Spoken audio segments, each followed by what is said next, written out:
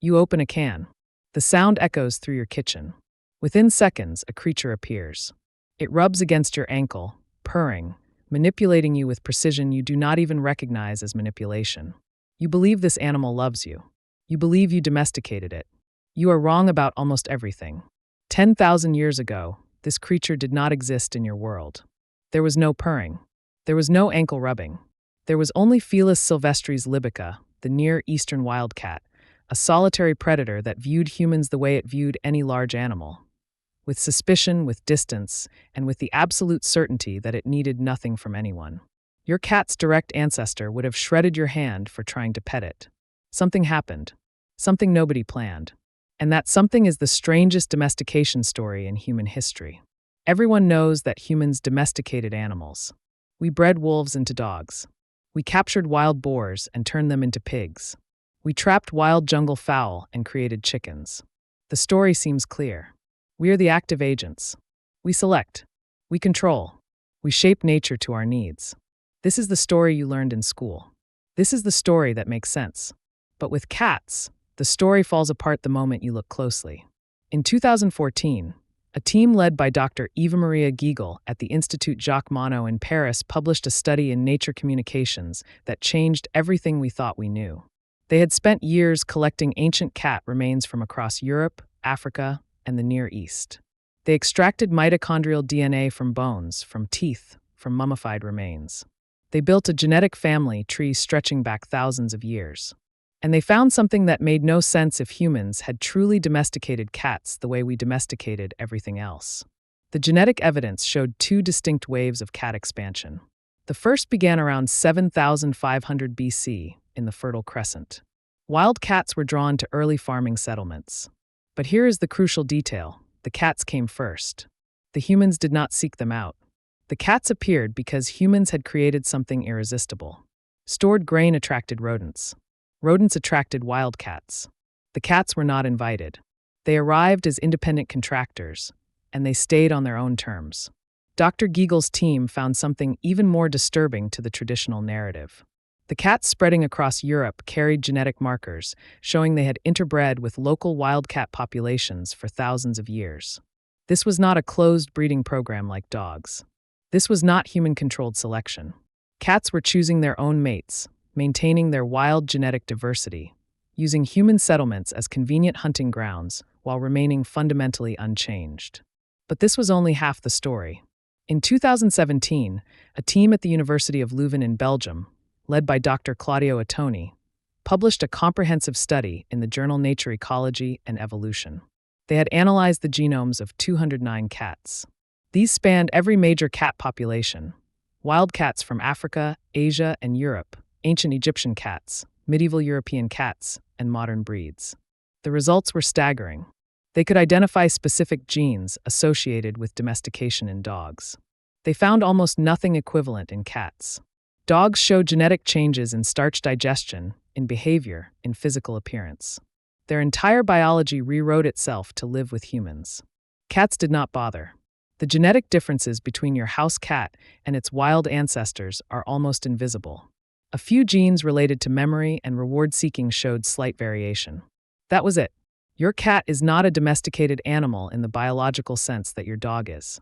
Your cat is a wild animal that tolerates your presence. The strangest part was still hidden.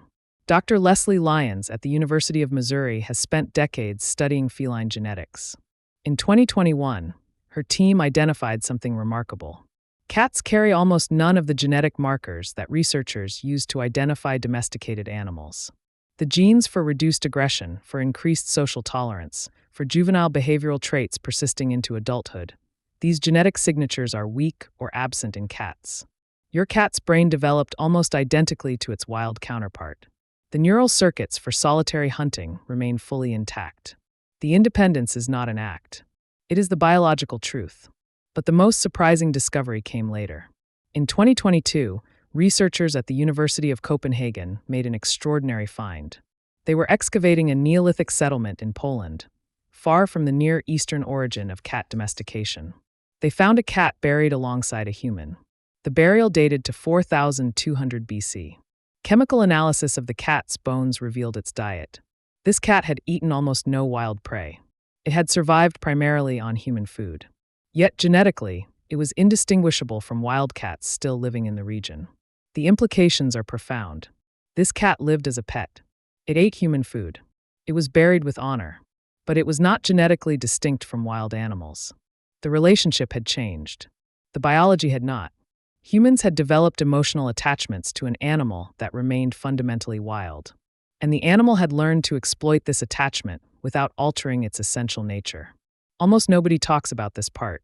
The real reason cats became pets has nothing to do with human intention and everything to do with cat psychology. Dr. John Bradshaw, a biologist at the University of Bristol, has spent his career studying human-animal relationships. He proposed what he calls the self-domestication hypothesis. Cats did not change to fit human society.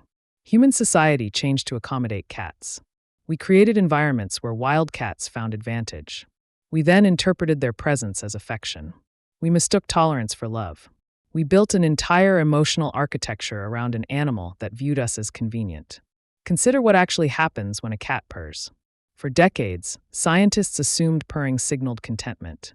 Dr. Karen McComb at the University of Sussex discovered something different in 2009.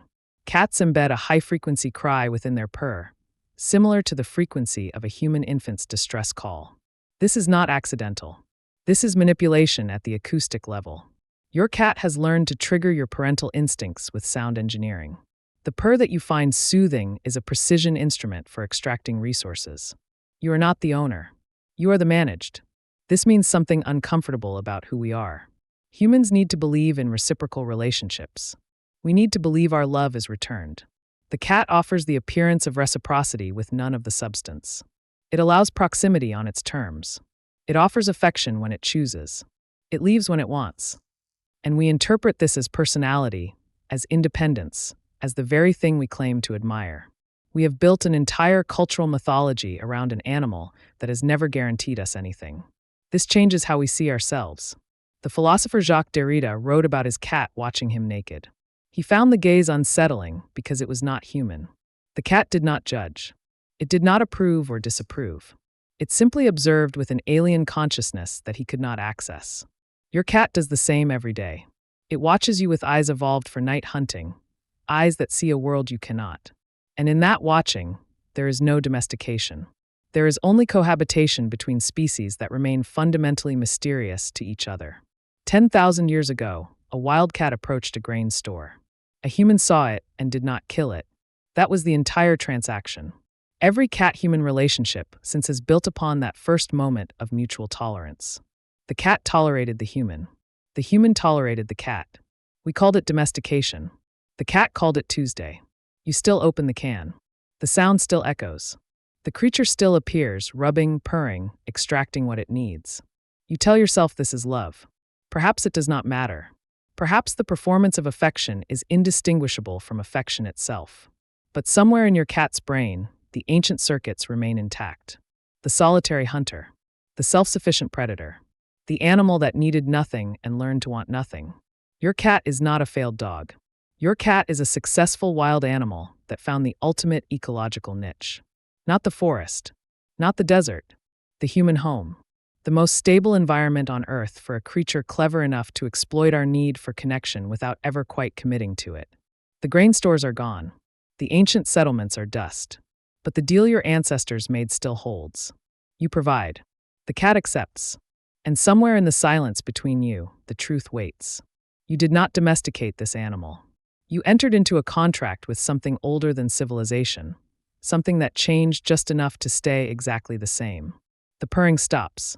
The cat leaves the room. You are alone with your interpretation of what just happened. And in that alone, you finally understand. The wild never left. It simply learned to wait.